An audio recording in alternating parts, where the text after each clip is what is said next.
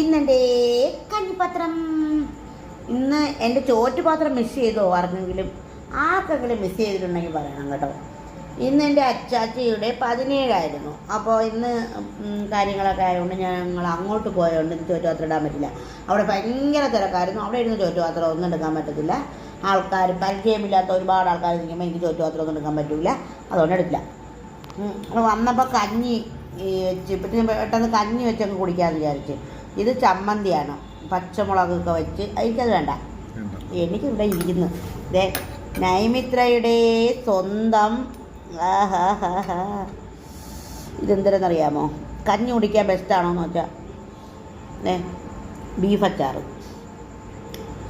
പൊളി. എനിക്ക് ഇത്ര എരിവ് അല്ലെങ്കിൽ ഈ ചോപ്പും കൂടെ ഇപ്പം അങ്ങ് കുടിക്കുക. കഞ്ഞിക്ക് ചൂട്.